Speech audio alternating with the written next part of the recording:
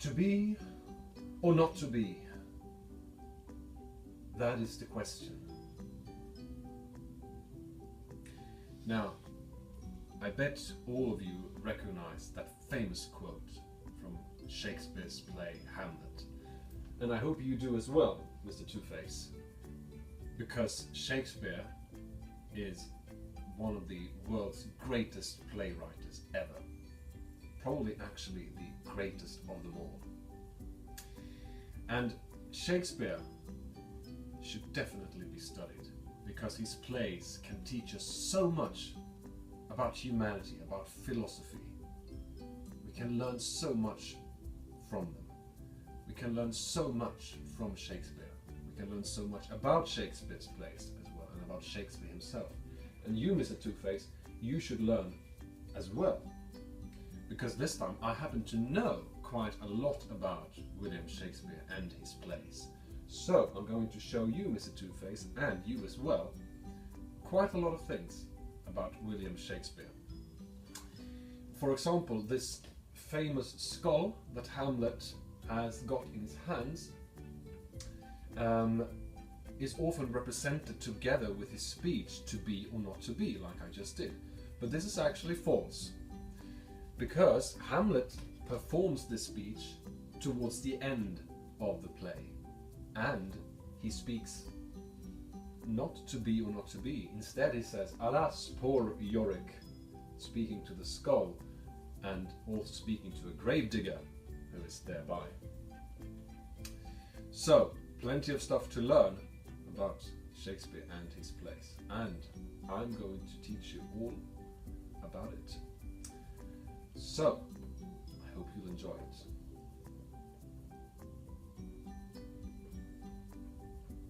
Well, it's definitely something different to read Shakespeare than it is reading Harry Potter, for instance. A text by Shakespeare is difficult to understand for most modern readers. And why is this? Well, there are plenty of reasons, but we can divide it into at least 3 main reasons for this difficulty. First of all, we have to remember that Shakespeare, he wrote for theatre goers and not readers. His plays were not meant to be read, they were meant to be seen by actors performing on stage and presenting the text orally. So people listened rather than read the plays. Then, of course, since this is pretty old, I mean, Shakespeare, he was working with his text in the 16th and the 17th century. Of course, vocabulary changes over time, so there is vocabulary in Shakespeare that we do not recognize today. Finally, there are also many various registers of language in William Shakespeare's text. Let us start with the first main reason, namely that Shakespeare wrote for theatre goers and not readers. The Globe Theatre in London looks like this, and this is a reconstruction of what the original Globe Theatre from the 16th and 17th century probably looked like. We don't know exactly, but there are some drawings of the Globe Theatre. And here, Shakespeare performed many of his plays to the audience that were either sitting here, as you can see. These were fairly expensive seats, and these up here were very expensive. Most of the crowd could stand here. They could stand for several hours just listening to the play going on stage. And there's no roof, so if it was raining, the people here had, of course, stand there in the rain and accepting the fate of getting wet. Listening rather than reading. In 1600, 72% of men and 92% of women were illiterate, meaning that they did not know how to read. Well, today, in our society, in our modern society, we expect that people can read in order to get the information. But that wasn't the case in Shakespeare's time. In order to get information, people had to listen rather than read, because they couldn't read. Therefore, they were used to stand up and listen to what other people had to say, even if those people were talking a lot. The people listening were still used to this. And to listen carefully. In order to learn something, people had to listen very, very carefully. And today we have many fast conversations all around us when we talk. Whereas in Shakespeare's times, people listened with great attention also at longer speeches. This is why Shakespeare's texts can be rather sometimes dull, maybe, at least at a first glance. Dull because we really have to focus on these in order to understand them. If we don't pay attention and focus, we won't be able to understand it. We are not as used to this as people in the 16th and 17th century were. So this is clearly a reason why Shakespeare is harder to understand today. Also, language intended for listening rather than reading gets more patterned. There are patterns in Shakespeare's text, and these patterns we will examine later on during this course. But we are not very used to read texts that are patterned. Now, the second reason vocabulary changes over time, we can say that grammar is roughly quite consistent, but vocabulary is very much prone to changes, of course. Vocabulary changes only over a couple of years, and you can imagine that over a few hundred years, many, many words have changed.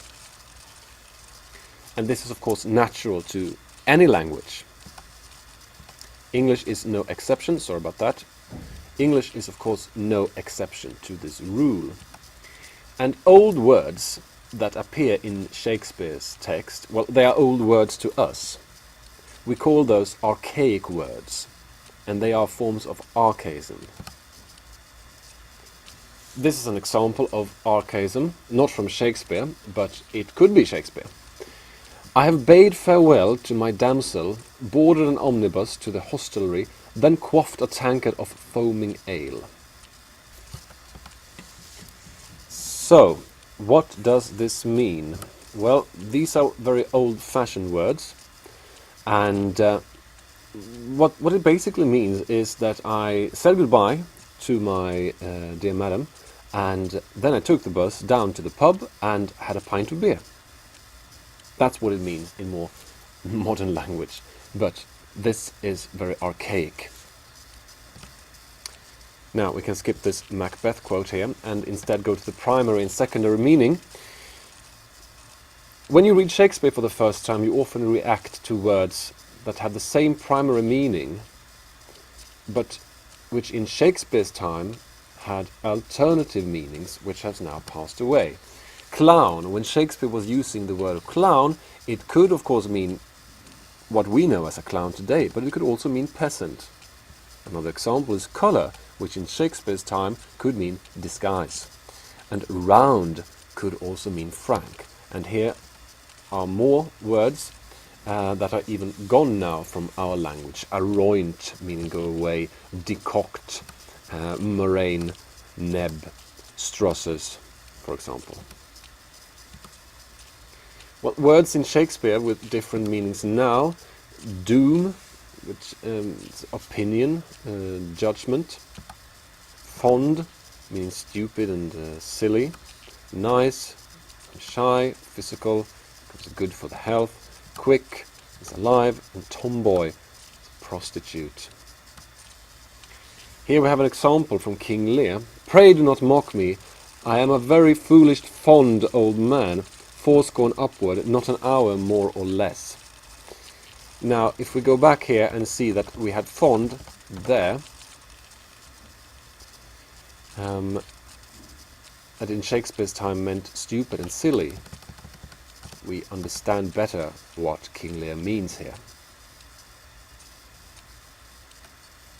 Finally, registers of language.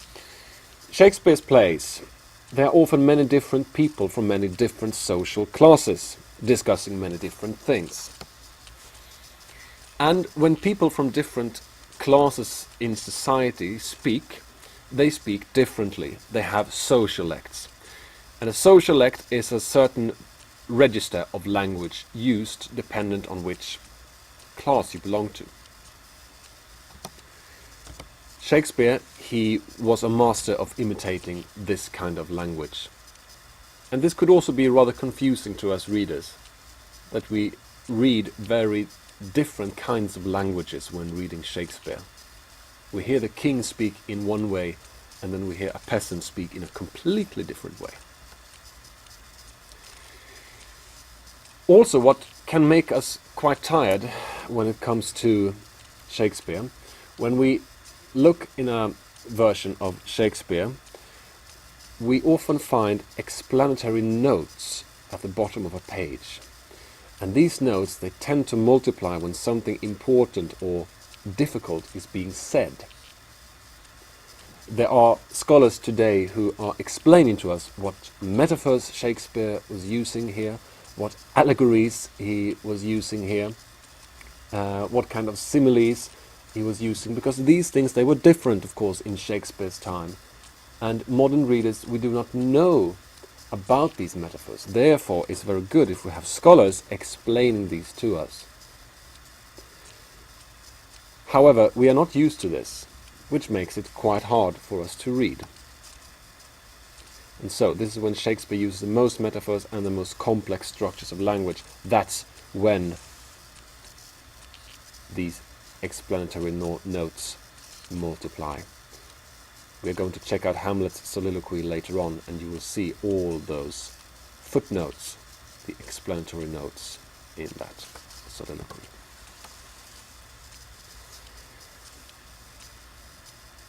As I said before, when Shakespeare represents the street language of the poor, stupid soldiers, the humorous or dirty scenes, there are many dirty scenes in Shakespeare, the language tends to get easier and it gets less complex, and there are not very many notes when we hear this kind of register of language. You will all experience these different changes in register, and in order to represent people's different ways of speaking, you need a very skillful writer, and Shakespeare, he was a master in this sense. We are going to take a look in upcoming lessons, some blank verse and a few things. What is a soliloquy? But we're going to stop here and concentrate on these three reasons why Shakespeare can be difficult. We have been talking, if we go back to the beginning, we have been talking about three different things. It's quite a long PowerPoint, this one. Now, Shakespeare, he wrote for theatre goers rather than for readers, and the vocabulary definitely changes over time. There are many archaic words, primary and secondary meaning, words that are gone from our language.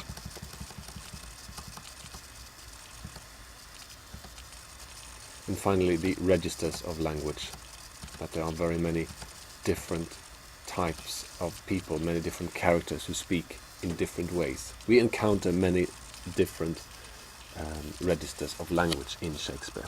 So, three reasons why Shakespeare can be difficult to read when you are a modern reader. And finally, just some credit to the author Sean McEvoy, who has written the brilliant book Shakespeare, the Basics, from which most of the information in the PowerPoint has been taken.